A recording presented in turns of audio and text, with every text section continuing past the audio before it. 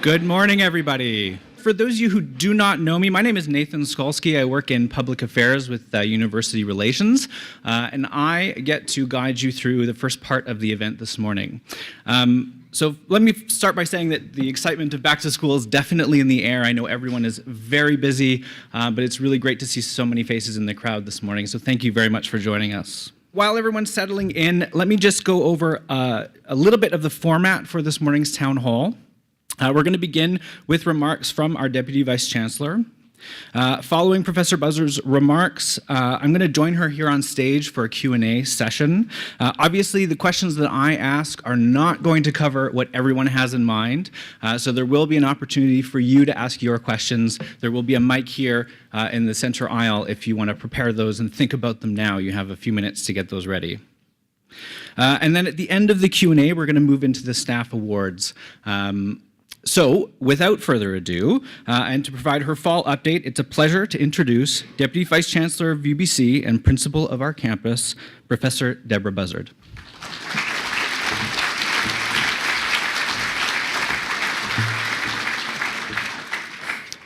Thank you, Nathan, and great to see a full house. There are a few seats down here if people are brave enough to come and sit at the front.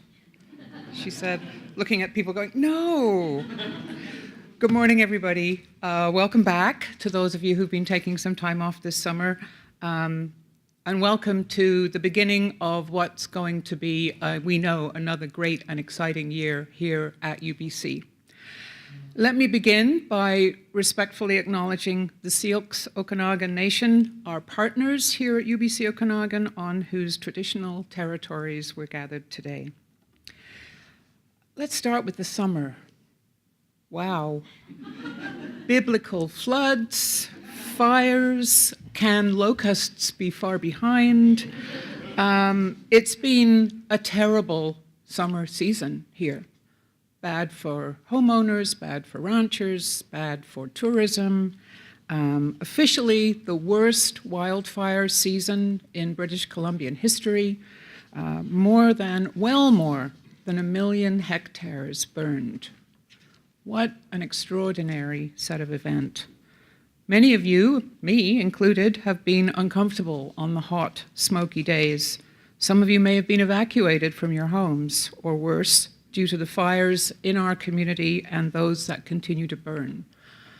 I was listening to the radio this morning and heard a gentleman talking about the fact that the fires in Southeast Asia, the floods, in Southeast Asia aren't getting the same coverage as the floods in Houston. And one of the comments was, great tragedies are actually individual events. And it's the individual impact that people feel. But we should remember that all of this in the context of many others, millions around the world, who suffer far worse. And that in fact, although our fire situation is extraordinary, our wildfire management people, the government of British Columbia, the firefighters, the volunteers have done extraordinary work and kept everybody safe so far.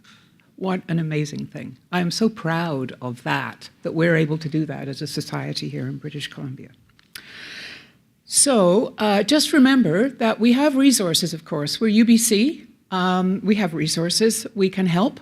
If you've been impacted, if you need assistance, if there are issues, if you're working with students, we know that many students may have problems. They may have financial issues because of hardship from this summer. They may also have other kind of psychosocial issues and family responsibilities or just concerns. So we have supports and assistance for that through our HR or through student services.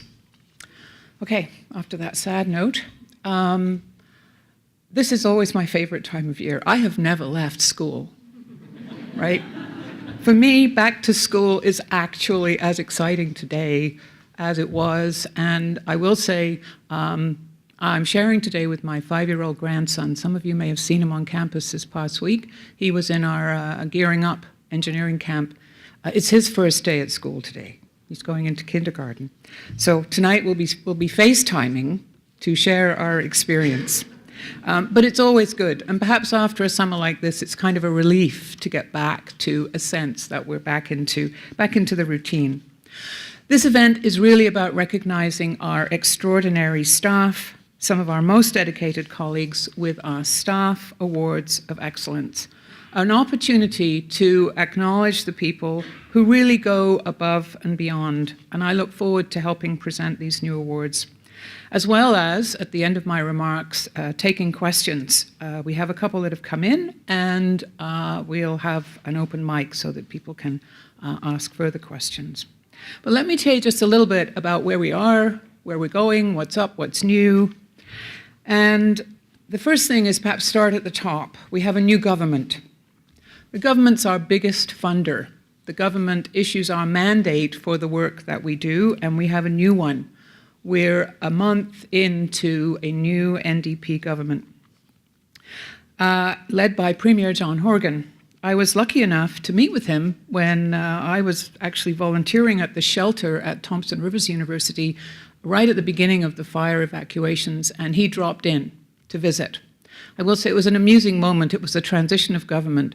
The Premier Christy Clark arrived in the morning, and Premier John Horgan came in the afternoon.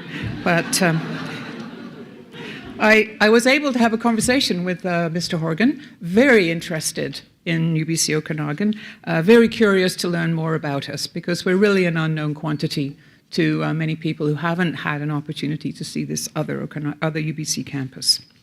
2 weeks ago, we hosted the new Minister of Advanced Ed, Melanie Marks. She was well hosted. I'd like to thank everyone on campus. We had staff, union representatives, students' union, for hosting the minister and her team. And particularly, I want to thank the staff and students at the Aboriginal Centre. Is Adrienne Vidan here? She's busy. Right. Our new minister is the first First Nations woman ever elected to the BC legislature.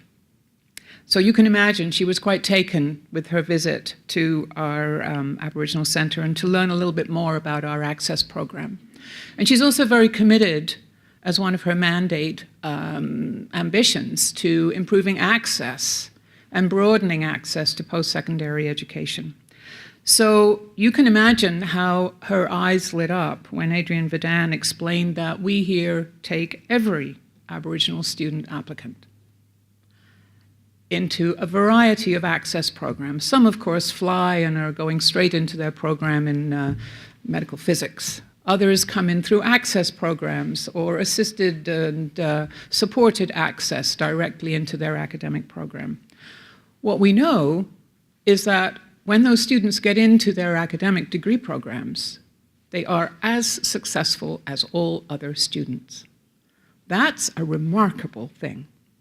And that's something that this campus community, and it's not just the professors, it's not just the access program folks, it's the supportive nature of this campus that makes that possible. And that's something about which we should be really proud, and which is a unique feature of this campus. Having spoken a little of the government, within UBC we also have new faces this year.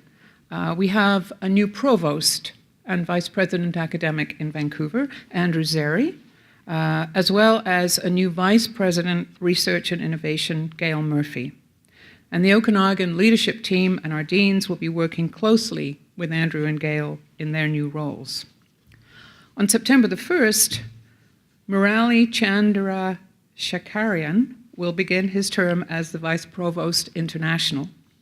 Murali will work closely with our Okanagan International Office, with Thomas Heilke, and with others here on initiatives such as expanding international collaborations and study abroad opportunities. So we'll look forward to having him on campus in the near future. Closer to home, delighted to welcome Bryce Traister as Dean of our Faculty of Creative and Critical Studies. And is Bryce here today? No. We all welcome him. He comes to us from Western University, where he was chair of the Department of English and Writing Studies. And I'd also like to take this opportunity to thank Robert Eggleston, who served as Dean Pro Tem for 2 years. I will sorely miss Robert. He is one of the funniest people I know.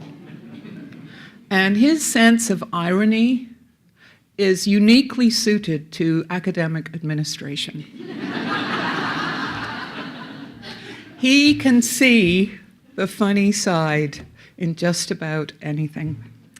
It was a delight to have him on the decanal team. I'd like to also welcome Jill Henderson, and she will be helping with presenting the awards. She's here.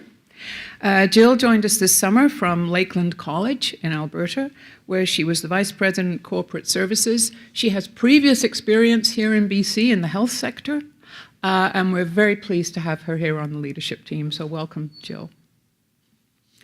Let me take the opportunity to thank and congratulate two of our deans, Gordon Binstead and Roger Sugden, both for their excellent leadership and participation in our campus leadership group, and for their renewal as deans for a second term.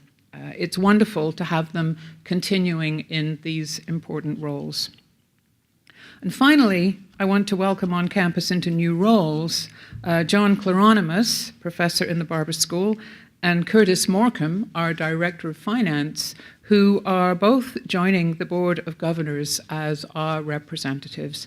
And I cannot think of two finer people to represent us on the board.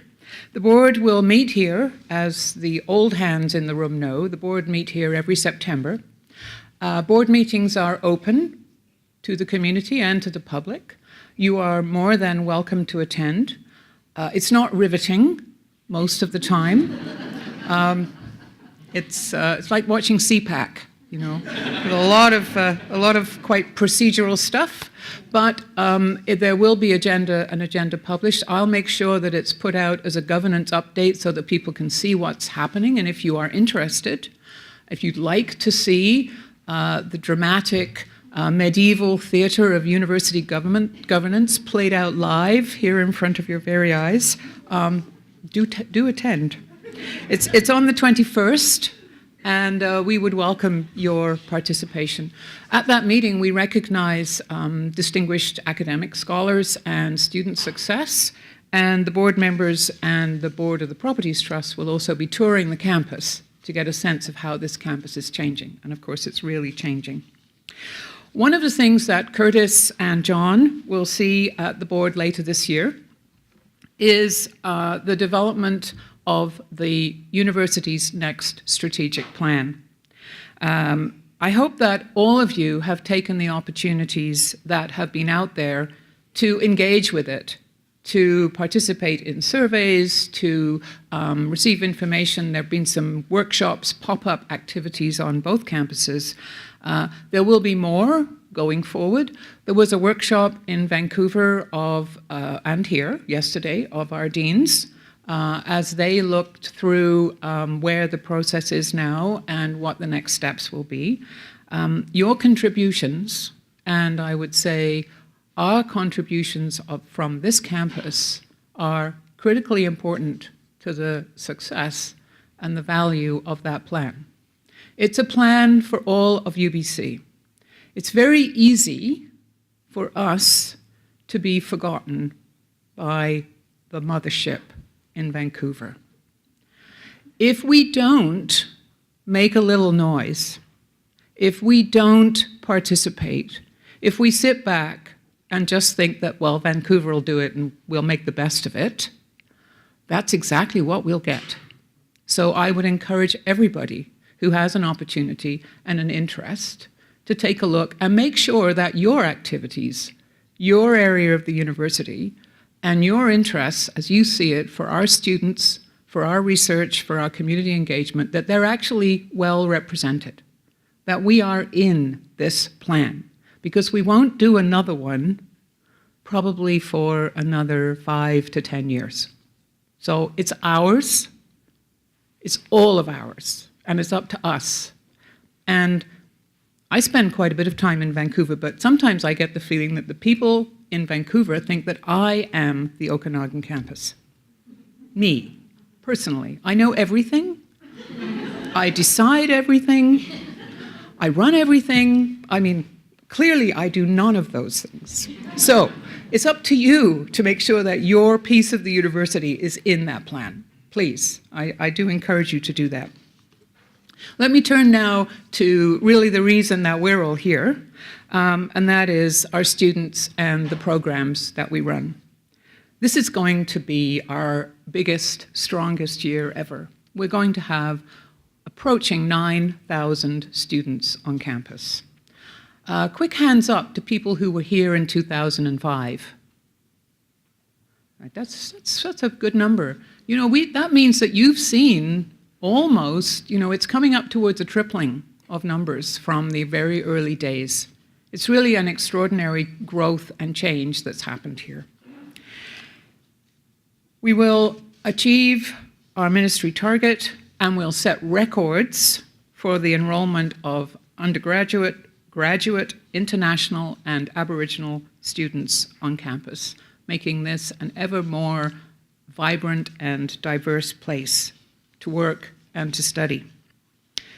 Our new co-op program got off to a roaring start this summer. We placed 46 students in work positions related to their studies in organizations such as the Canadian Mental Health Association, First Nations Health Authority, TD Canada, and IBM. And thanks to a partnership with the Southern Interior Development Initiative Trust, a number of local small and medium-sized businesses like In-House Technologies, Troika Development, and Blind Tiger Vineyards came on board and took our co-op students as well. And we know that co-op very often leads to long-term employment for those students. It's a very exciting development.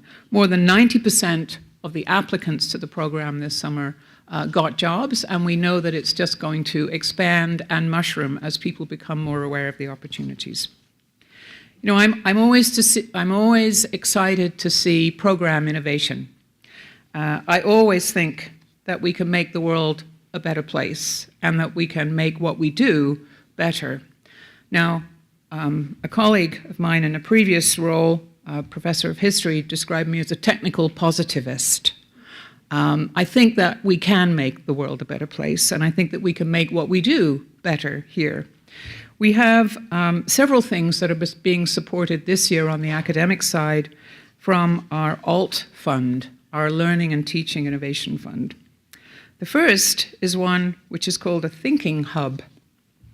It's related to design and manufacturing, and it's a collaboration between our faculty, our School of Engineering, Faculty of Education, and Okanagan College. It's a sort of rapprochement.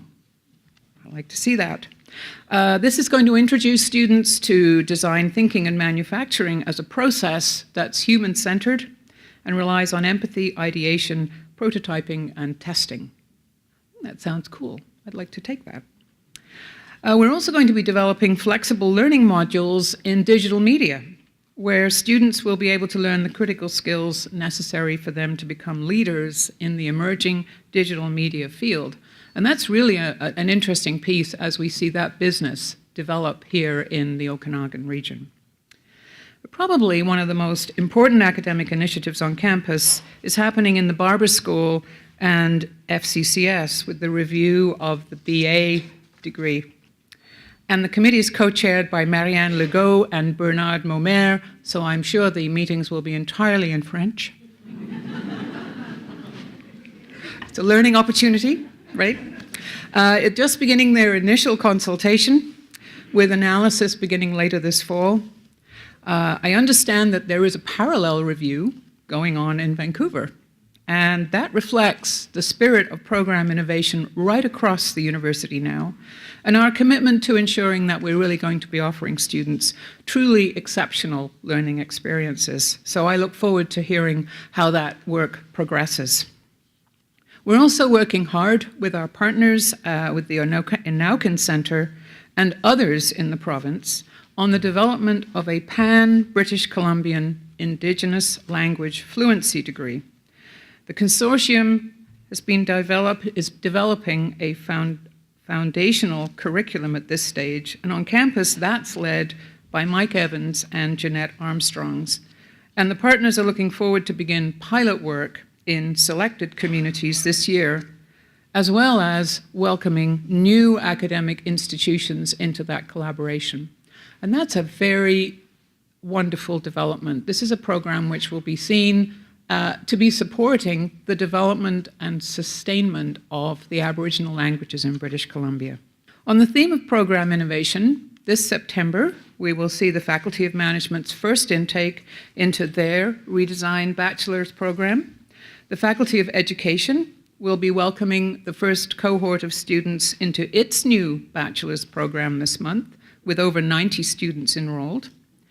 Education is also celebrating the formation of an Indigenous Education Council, one of the first in a B.Ed program in British Columbia, which will provide recommendations and guidance to the faculty on a broad range of areas.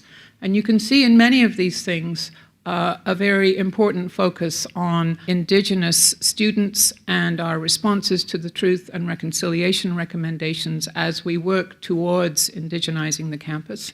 And I'd like to thank my colleague Ian Cull and Ian Foulds in engineering for taking the leadership on that initiative.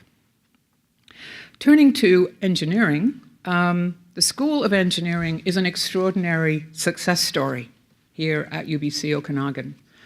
It didn't exist back in 2005.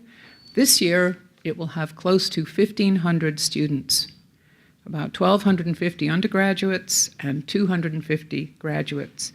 It continues to grow, and the students coming in now will have additional options of pursuing studies in software engineering, biomedical, and advanced materials. That's really a wonderful achievement. So kudos to all of our colleagues who are in the school. It is an extraordinary Canadian success story. Strong student demand is also driving the expansion of the Faculty of Health and Social Development, including ever greater number of students, of Aboriginal students who are enrolling in nursing and other programs, and increasing interest in programs such as our professional Masters of Social Work. Expanding research in the Faculty of Health and Social Development is moving that faculty into space in what is known as the Mountain Weather Office, and will have to have a new name because it's going to become a home to research on health and human kinetics and health promotion. Further to our commitment to health promotion, some of you may recollect that we signed the Okanagan Charter.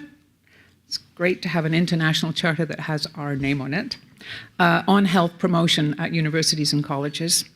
The Faculty of Health and Social Development has recently introduced a new elective first-year course open to all students on campus. It's called HEAL 100, which will explore the broad dimensions of health. And it will be a course that will enable students to, whatever their discipline, to learn more about how to live a healthy life, how to manage stress, eat well, etc. And will prepare them to take that on as a part of their commitment to going out and leading in whatever field they go into. I'm actually have a slight feeling of excitement about the course because I'm invited to participate in teaching the first class. So I get back in the classroom for a moment next week. Graduate studies. Another huge success story here in the Okanagan. We are projected to have an enrollment of coming up to 900 students. That's 10% of our student body. This year, we're celebrating 3 of our graduate students being awarded Killam doctoral scholarships. This is the first time for several years that any nominee from this campus has captured this prestigious award, so it's quite extraordinary that we should have 3. And the students are Kimberly Caswetter, Logan Volkman, and Jeff Coombs. And really, kudos to them, their supervisors, and their departments for capturing those great awards. Let me turn to research. Probably one of the most amazing stories of this campus startup is the research development and scholarship development on this campus over the last 12 years. The program continues to gather momentum. As everybody knows, a vibrant, exciting research program is absolutely essential, both for the recruitment of outstanding faculty, but also to attract the kind of students that we want to have on this campus. There's still a lot of work to be done. We're not there yet, but we're on the right track. Last year, we passed a milestone, attracting more than $20 million of research funding to the campus. That's a huge deal. Congratulations to everyone involved with that, from the folks in the research offices, the folks in units, departments, and faculties, the researchers, of course, graduate students and postdocs who contributed. It is a fantastic achievement. Last month, the research office took another important step, led by Vice Principal Research Phil Barker, with a call for proposals under the Excellence Fund for support of clusters of interdisciplinary excellence aimed at solving key societal challenges. That call for proposals is out. We're very much looking forward to see what comes in as a response to that call, and looking forward to see how that will drive research activity, and not just activity, but the impact of the work that is done here. As the new year kicks off, we're also celebrating a couple of interesting new academic achievements. And let me just say a big congratulations to Adam Ford in the Barber School, who is a new Canada Research Chair. Congratulations to Adam. And to Nathan Pelletier, also in the Barber School, who is the Egg Farmers of Canada Industrial Research Chair in Sustainability. He is the egg man. It's awesome. It's actually a very interesting development. My background in agriculture, I can tell you that egg production is it's very big business, and there's a lot of eggs that are consumed. So it's exciting to see that developing. We're celebrating also the establishment of a new institute, the Materials and Manufacturing Research Institute here on campus, multidisciplinary, a multi-campus institute with members from engineering, physics, chemistry, biology, math, computer science, health, and the medical sciences. Now let me turn to the physical realm. You cannot ignore the major developments and building going on campus. Those of you who were here back in the beginning know what that was like when there were buildings popping up around the campus and people were in trailers. We're only actually building one building right now, but it is right in the middle of campus. So it certainly feels like we're on a building site. We have that construction of the library extension. It's on time. It's planning for opening next year. I'm excited to see it happening. It'll create a lot more informal learning space and all sorts of other kinds of learning and other activity space, including our first large classroom and some wonderful common space, which will be very helpful because this is probably the biggest room where we can actually gather people together on this campus in this kind of a format.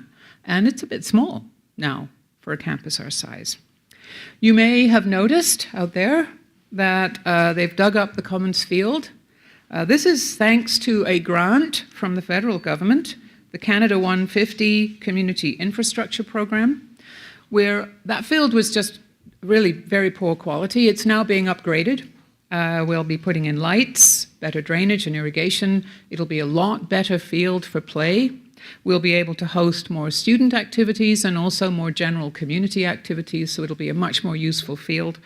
Unfortunately, out of commission right now, but we will have to live through that. It will be a significant enhancement to the quality of athletics facilities on the campus.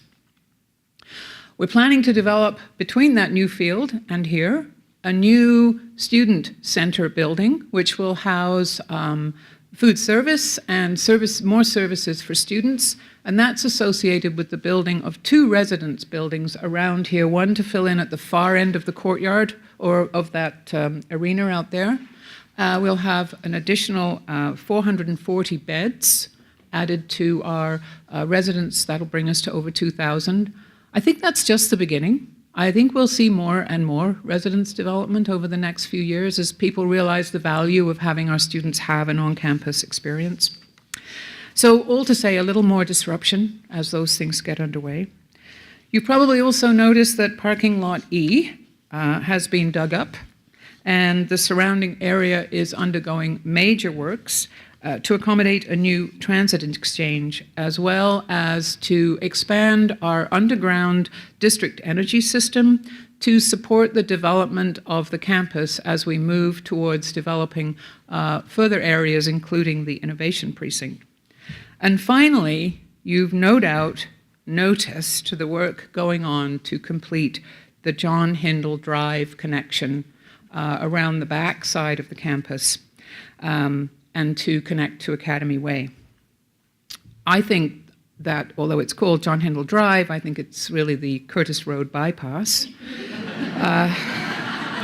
I am glad to see. But I realize that it's an inconvenience, certainly now.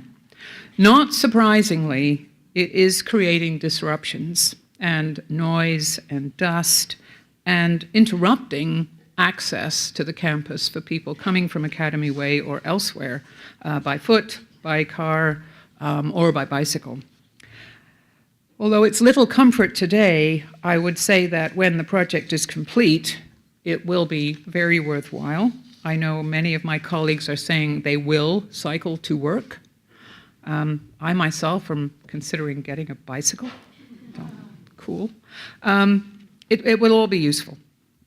So, taken together, all of the things that are happening here contribute, whether they be onboarding of new leaders, arrival of new students, building of new facilities, idea building around new programming.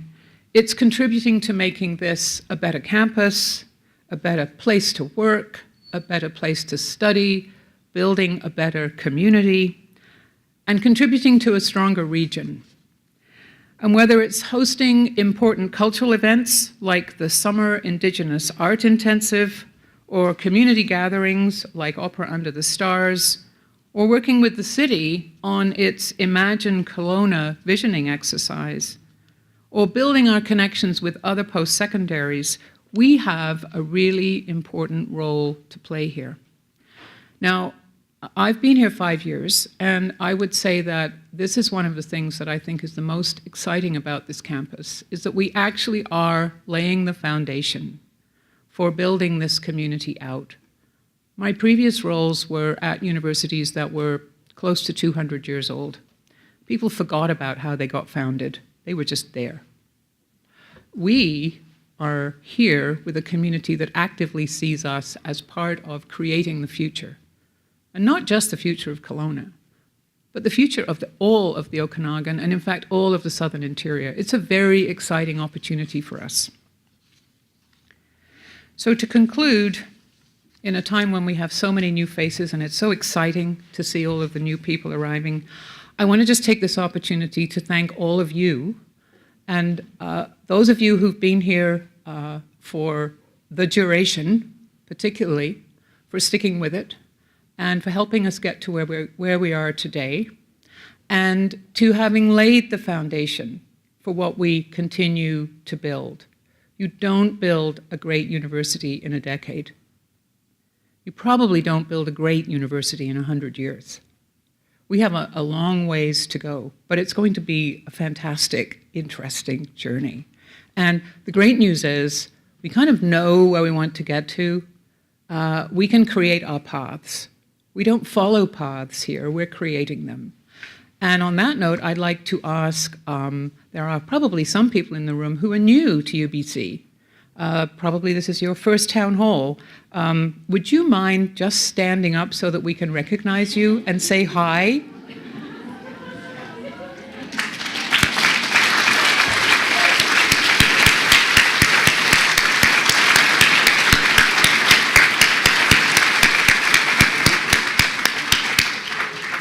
You are truly welcome.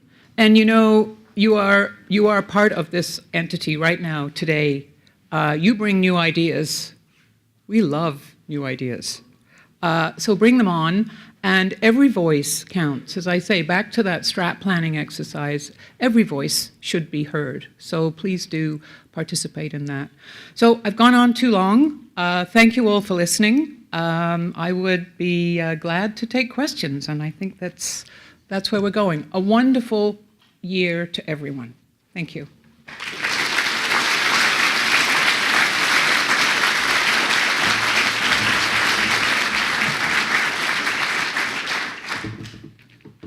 So thank you, Deborah. If you won't mind taking a seat, we're going to go right to the Q&A session.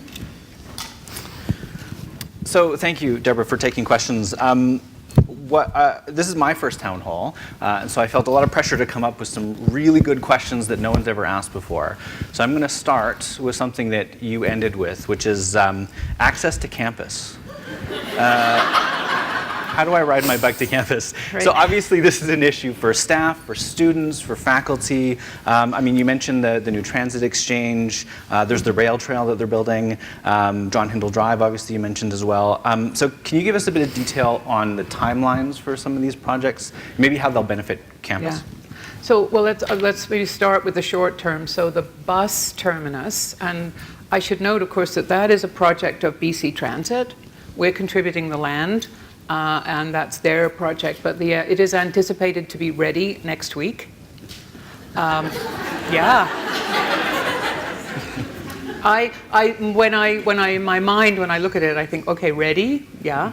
I suspect they'll be running buses through it, but I think it may be a while until we get the remainder of that parking lot back to being useful or usable for parking. I think that if we're lucky, the buses will be running next week through there. But we may still be missing a bit of parking. Fortunately, we have some overflow parking, which is a little bit down the hill. And so we know we can accommodate that for a while, thanks to our planning folks. We anticipate that would all be completed fairly early in September. The John Hindle Drive is expected to be completed by summer 2018. So we have a year pretty well of this to go through as they do that project. It's been, this project's been on the books for 20 years. It's way overdue, and we're very hopeful that it will proceed smoothly and that it will bring the improvements and help slightly change the flow of traffic. I'm still cautious about what the outcomes will be eventually around the airport, because that seems to be a sticking problem for just managing the traffic for the city. But it's a step in the right direction to do that. Rails to trails, very exciting. I think that the city really has taken on board that the first piece that they need to complete is the piece that comes out to the campus from Dilworth. And so for those people who are riding bikes or would like to ride bikes from downtown, I think that's going to be a fairly early option. I can't give you a specific date, but they're certainly keen to see that be completely accessible and done. And longer term, all of the mayors in the region are actually interested in the idea of whether that trail might be a way that we could have some sort of light rapid transit connecting the valley. And I think that's a really exciting thought. If one was able to hop on something like the Sky Train in Peachland or Penticton, come over a bridge and come out and get off at a stop here or stop to go shopping or whatever downtown, this would change traffic in the region enormously. I'd like to think that we could just change the valley and we'd have, it would be all bikes here, and there'd be a big parking lot below Penticton, and one at Vernon, and then it's Nirvana. Yeah. Well, that does sound fantastic. It sounds good, eh?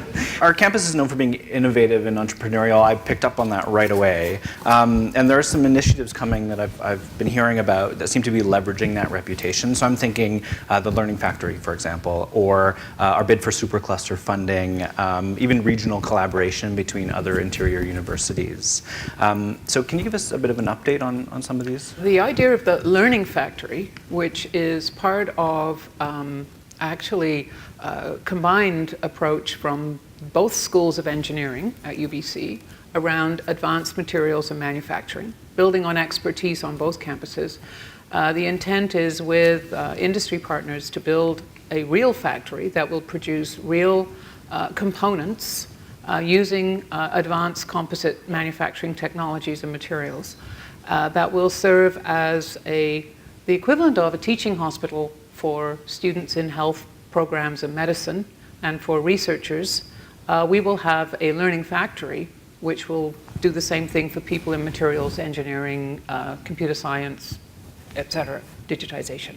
So that proposal has been submitted in a couple of ways. Firstly, it was part of a proposal that was put forward to the previous government for a talent for tech for British Columbia.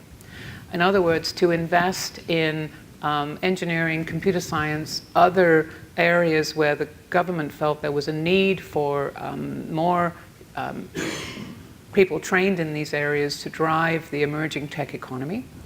And so as part of that, we put in a proposal which included the Learning Factory and includes expanding engineering and computer science on both campuses.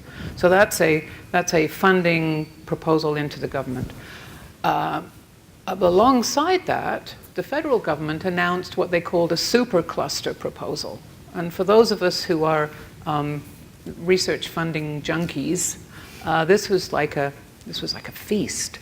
$900 million to be invested in clusters of research and innovation that have to involve at least one institution of advanced learning and industry partners who are prepared to put on the table at least $100 million.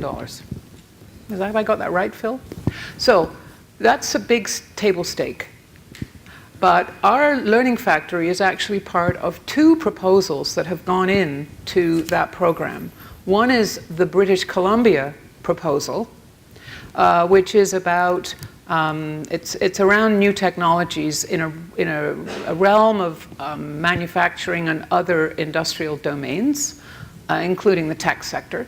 And that is backed by, I think, 280 million of industry commitment. The other group that we are in with in a proposal to the federal government is led by CARIC, which is a national organization of the aerospace sector. We have a proposal in for expansion, and the Learning Factory is an important piece of that. The plan is to build it in what's called the Innovation Precinct, which is down on the lower piece of campus. And our campus planning folks are working very hard to integrate how all of that will connect into the campus activities. So it's an exciting piece of building a next phase, and it's another piece that will help to bridge between both campuses in terms of leveraging our capacity here and the capacity of the other campus. I'd like to ask you a little bit about the fires. So, I mean, this has been a difficult summer. You said that in your speech. Flooding, fires, not just in Kelowna, but across BC.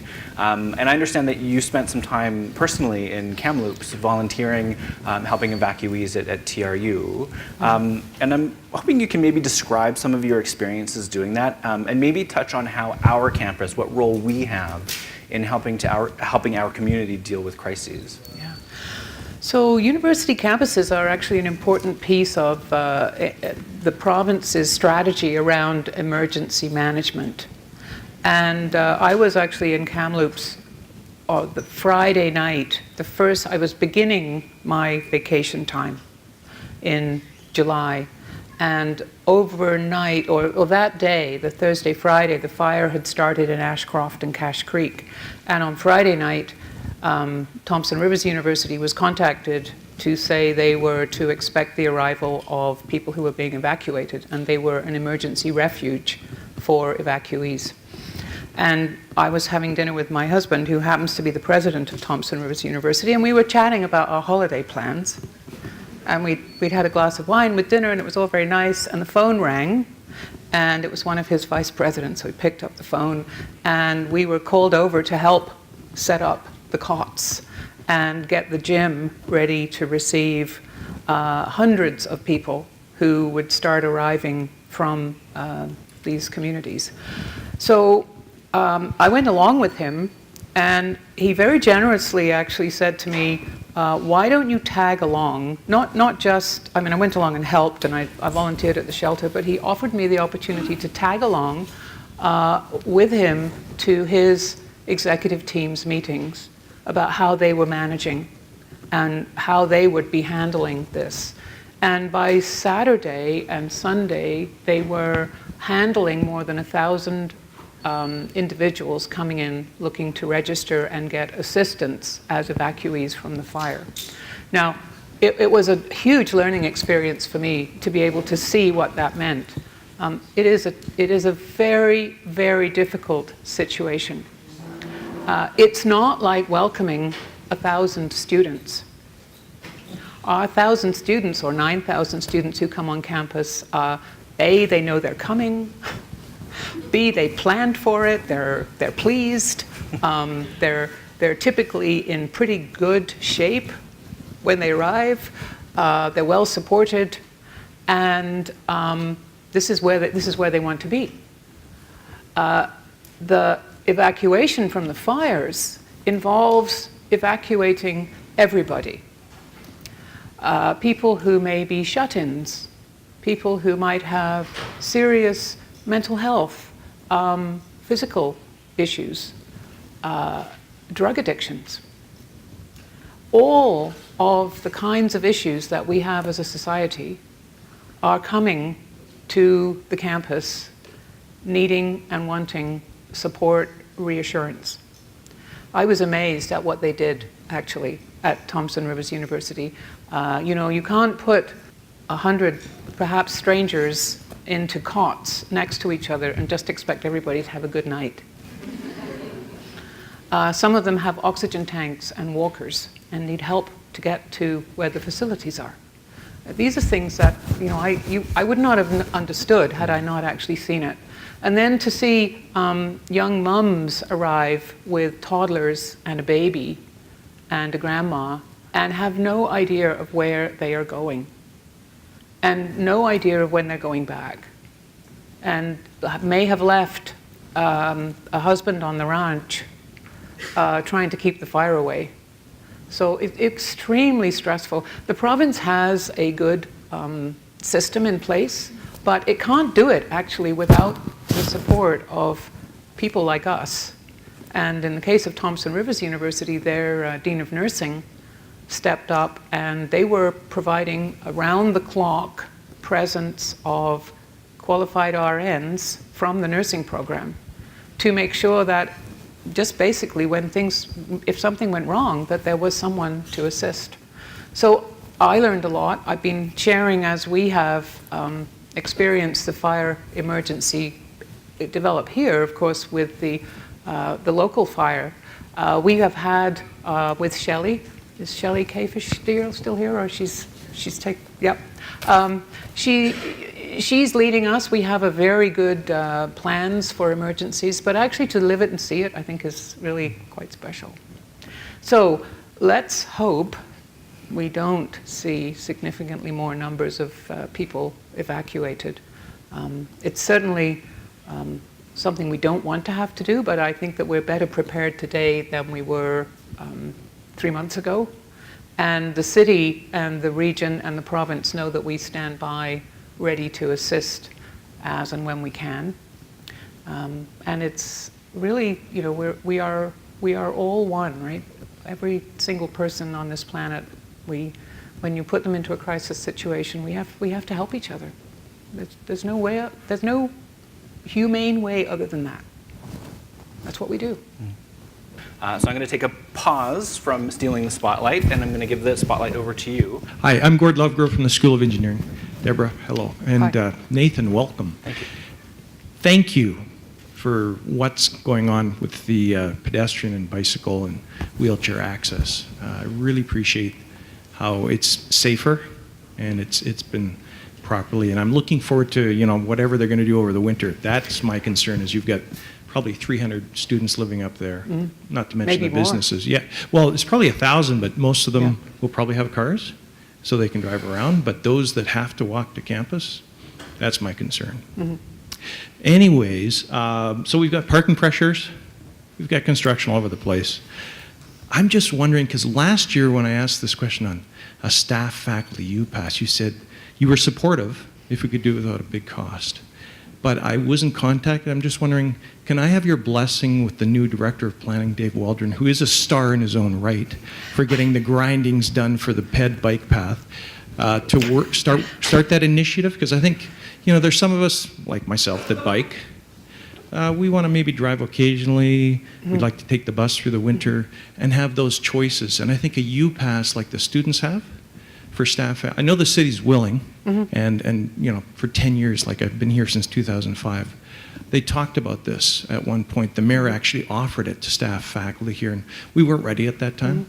We've done surveys, 2008, suggesting 75% of staff faculty are definitely interested in something. But I think it's time, and I'm just wondering if you think it might be time. I've agreed with you before that this is a timely thing to do, and I think it's even more so now. One of the reasons that we were willing to host an increased use of our land for BC Transit was because what it is about better service to this campus from all over the valley. And so I think that makes perfect sense, and I'll add it to Dave's list. He's got quite a list, actually. But yes, I think it is, and I think it fits very well with where the city is hoping to go. And if we can find a way that this can work, we'll certainly put it forward.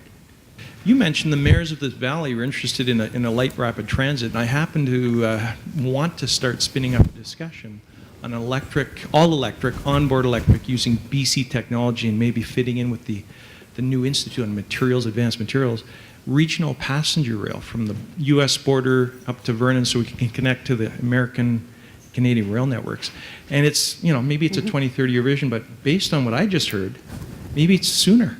Can you tell us more about, have you been involved, and how do we get involved as researchers and engineers? I will tell you that we have a wonderful external community advisory council for this campus. It's one of our great assets. We have 5 mayors who serve on that council. We're privileged that they choose to give their time to come and help us be the best we can be. Over the summer, we've been taking opportunities with Nicole Eugenia to go and talk with the mayors, hear what they're thinking about. And independently from each other, what we're hearing is that they're all imagining that, as you say, not next year, but the changing technologies now are so encouraging about perhaps autonomous vehicles, perhaps an alternative to rails, that there may be ways that we might see a passenger system that really would, as I say, let us say, well, you can park in Penticton and then take the train. Yeah, absolutely. So maybe I can say that we'll be hosting some further discussions in the fall about what we see as some of these big, bold ideas for the region, and this will be one of the topics. So we'll be in touch. Yeah, it's not something, let's be honest here, it's about probably a quarter of a century since someone drew the line that is now going to be John Hindle Drive. So don't hold your breath. Right? Yeah. Okay, any other questions from the audience? They want to get to the awards. I think they do. So Deborah, thank you very much. Thank you. I would like to ask Gillian Henderson, who's our Director of Human Resources, to come to the stage for the staff awards. I'm the new Director of HR, and so it's my delight this year, for the first time, to be announcing the Staff Awards for 2017. These awards of excellence celebrate the outstanding contributions from our staff. These contributions enrich the UBC experience for students, for our faculty, and for the co-workers of our employees. The contributions of these staff members are really an inspirational role model for us all to aspire to. And I love celebrating these positive stories about people doing amazing things in our workplace. But before we announce the winners, I'm going to have to kind of keep you hanging a little longer.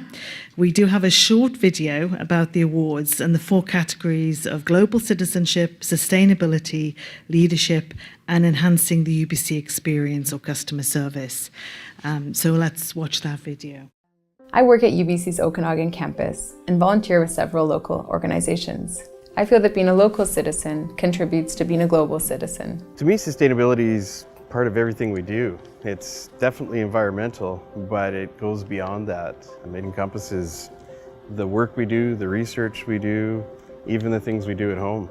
And it's all about building a better future for future generations. We work at an incredible institution on a beautiful campus, but it's the people who make this place what it is today and what it will be in the future. I think leadership really is about communication, about having conversations, not being shy about what you talk about, but being respectful in how you talk about issues as they emerge. It's about listening, active listening, and being prepared to find solutions and to collaborate on finding those solutions. Customer service means to me helping others excel.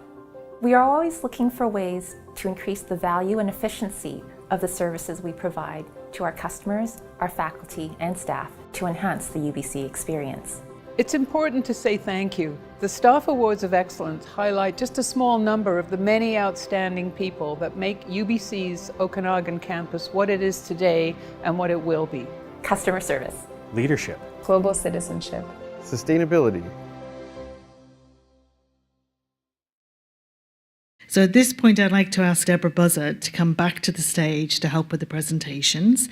And as well, we've got Ian Carl, who is our Associate Vice President of Students and the Committee Chair of the Staff Awards of Excellence.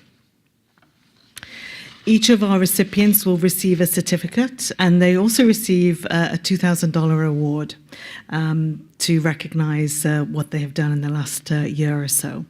And in the case of a team award, then they share that amount. So let's get started. The first award for enhancing the UBC experience, I think this is going to be a popular award, goes to a very familiar face around campus. And it goes to someone from facilities management. So Robert Bonomo is our first award.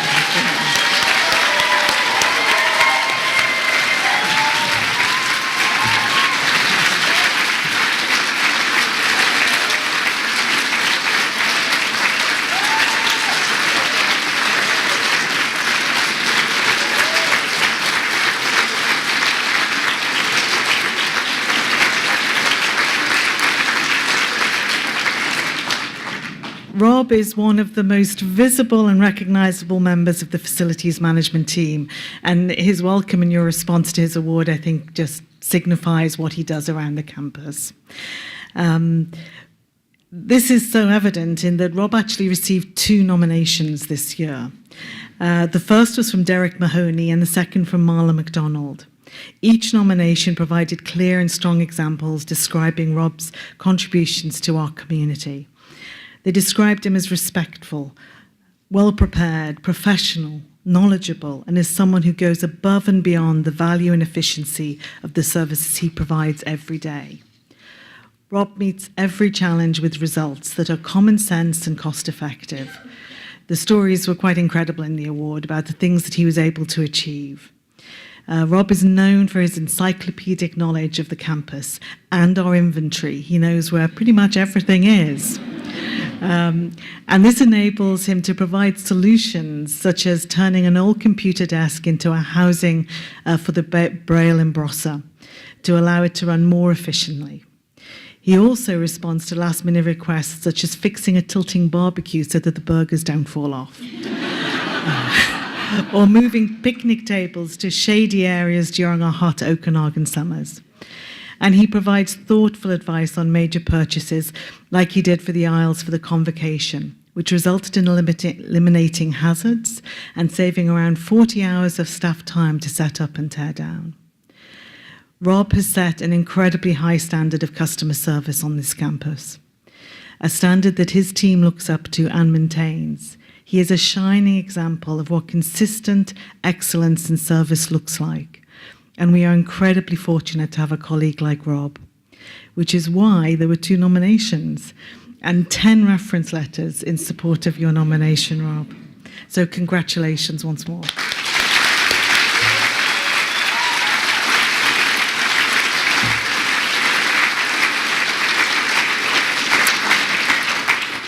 We are giving out 4 awards this year, as I mentioned earlier, and 2 awards are in the same category for enhancing the UBC experience. So in addition to Rob receiving the award, we also have another team to recognise. This team was nominated by Ray Fahan, the Client Services Manager in Finance Operations.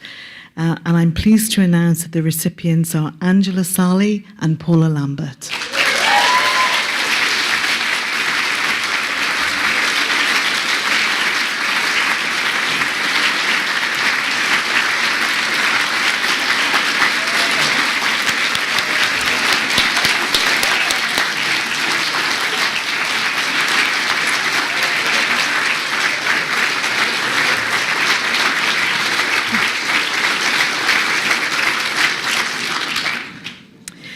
So let me tell you a little bit about why Angela and Paula got the award, if you can't already guess.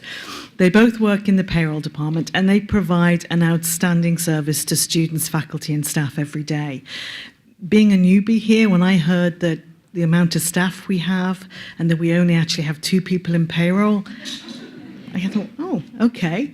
And then when I heard how manual some of our systems are, you guys do an amazing job.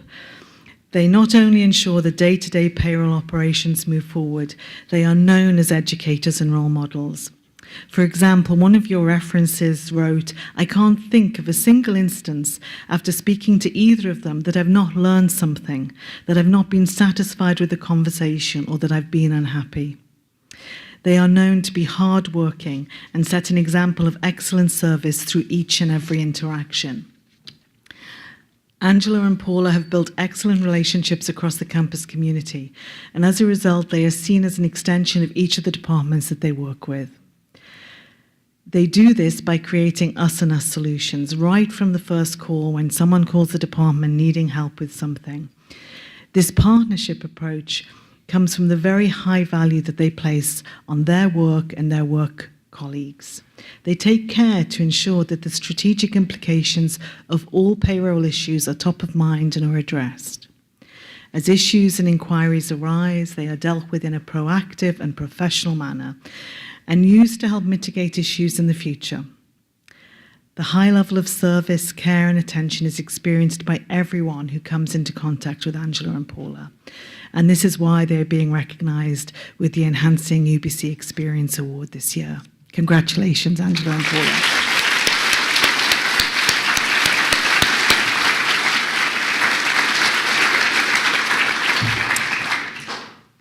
Our next award is in the category of Global Citizenship.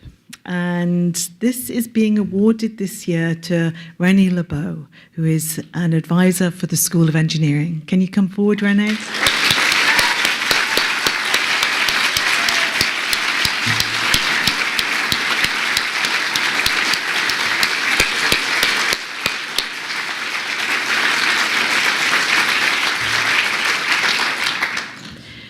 Renée was nominated by Dr. Yannick Ekenar, and in his nomination he said, "Renée consistently excels in her responsibilities as an engineering advisor, not only by effectively supporting students within the Applied Science program, but also by uniquely managing collaborations with community partners, mentoring staff and students, and modelling good citizenship to all in the School of Engineering." Renée is responsible for coordinating several events throughout the year which expand the student learning experience through ongoing connections with community partners. These partnerships are vital in exposing students to learning opportunities outside the classroom that round out their experience while at UBC. Renée has staged a film screening to promote the field of engineering and designed events to encourage schools in School District 23, particularly girls, to consider a career in engineering or other STEM fields. And Renée has established a relationship with the Engineers and Geoscientists Association so that graduating students from our program can take the Iron Ring ceremony here in Kelowna. Renee has played a key role in supporting the smooth transition to life in Canada for the school's many international students. By helping those who are initially overwhelmed with a different country and educational system, Renee ensures that students fit in by personally taking the time to help them navigate these enormous changes. In fact, one student was so inspired by Renee's commitment and empathy that they signed up as a student ambassador in the new program called Global Engineering Community that was created to support international engineering students. Her mentorship has positively influenced many students who are grateful for her wise advice and her unfailing support. So congratulations, Renee.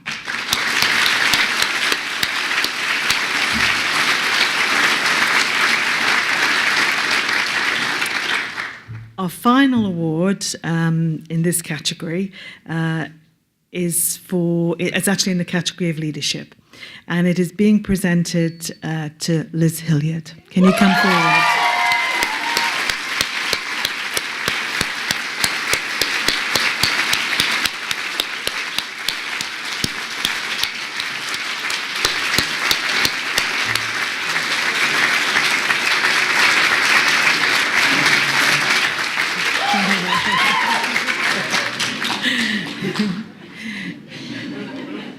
Now, when I heard about Liz and I read her nomination, it just seemed a kind of no-brainer, as all of these awards did today.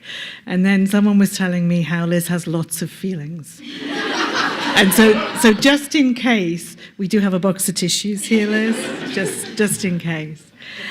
But it is that feeling and being authentically yourself that is a big part of this award that you've received today.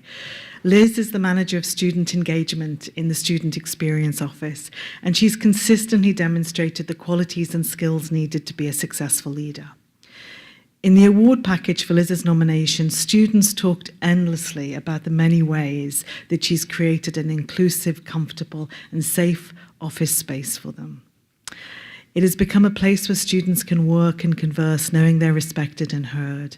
She cares about their well-being, and this includes their mental health. When students... the feelings are coming forward now. When students are suffering, she reaches out in a caring and professional manner and makes the student feel open to accessing resources that are available on campus. Caring about the well-being of others is at the core of who Liz is and how she works on our campus. Within the Student Experience Programme, Liz guides and inspires students to become engaged with UBC and to make a positive impact with the campus community. She mentors student leaders and helps them develop their skills to be successful in their own endeavours. And Liz does all this while simultaneously navigating significant change in her office. Recently, her department changed from campus life to student experience, and this has touched all aspects of her work life. She has met every challenge with enthusiasm and grace and is always ready to lend a hand to her colleagues. The Student Experience Office is dedicated to promoting a fulfilling experience for students beyond academics, and Liz embodies this sentiment each and every day. The work she does and who she is as a person has contributed to building a strong, supportive, caring, and respectful campus community. Congratulations, Liz.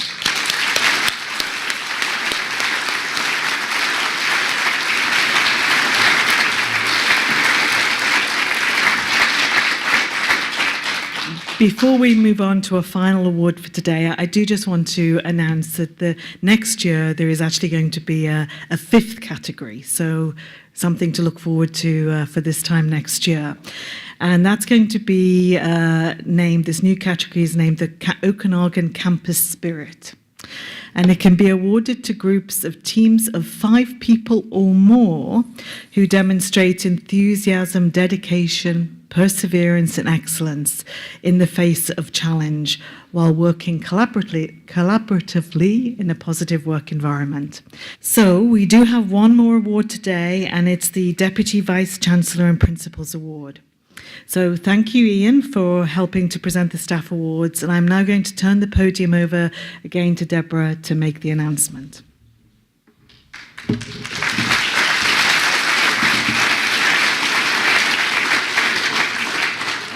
Thank you, Jill, and it's great news about that new award. Yeah, I'm sure the team from my office that went into the sports day will be right up there. We have the outfits on that day. To be more serious, this is a very, very wonderful day to be announcing this award. And in fact, I'm not going to announce it. I'm going to keep you in suspense for just a minute longer. The Deputy Vice-Chancellor and Principal Award celebrates a staff member for truly outstanding contributions to our university and to the broader community. A prize of $5,000 goes to the winner in recognition of their exceptional contributions in at least 2 of the 4 Staff Awards of Excellence categories. So it's a sort of a triathlon or biathlon of the awards thing, I think. For their hard work that routinely exceeds the expectations of their job role at the university. So to reveal the winner, we actually have a special video presentation. So Malcolm, will you roll the video? Good morning, everyone. On behalf of Andrew Parr and myself as nominators, I am very pleased to be announcing that this year's winner of the DVC and Principal Award for 2017 is Shannon Dunn. In her 12 years with UBC and Okanagan University College, Shannon has exhibited loyalty, professionalism, stamina, and commitment to the organization, as well as the students that her departments serve. In an area where expectations are very high from students, parents, and UBC, she has consistently proven how to successfully lead with attention to detail and compassion. Part of the development success of the Okanagan campus has been its growth in on-campus housing and the community that it creates for our students. Overseeing the development of a 4-fold increase in the number of beds from just under 400 to over 1,700 in less than 10 years, along with the support systems and staffing that this requires, has been no small task. The departments of Housing, Parking, Food Service, along with her membership in the Non-Academic Misconduct Committee, are all roles that require a high level of tact and professionalism as they affect people on a very personal and individual level. She's also served the university as a member of a board of governors during what could only be described as a very challenging time.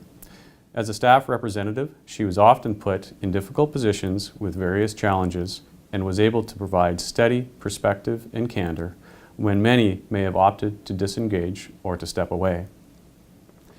She recognizes UBC's unique position as a strong institution and its ability to lead and give back to the community of universities, and is an avid learner from these colleagues by being open to change and continuous improvement. All of this work has been conducted while she was finishing her master's degree and raising 2 teen daughters, one of which is continuing her education at our Vancouver campus. As you all know, Student Housing and Hospitality Services operates as a cross-campus service, and Shannon has been able to develop positive relationships across both campuses and work effectively with a wide variety of UBC staff. She works to mentor her staff and student leaders and residents, which is reflected in the longevity and commitment of those staff. Shannon has shown dedication well beyond her paid appointment with UBC. She continues to lead by example for her staff and colleagues and is looking forward to the continued evolution within student housing with exciting new facilities coming in the next few years. I have greatly appreciated personally working directly with her and feel that she is a most deserving candidate for this year's DVC and Principal Award. Congratulations, Shannon.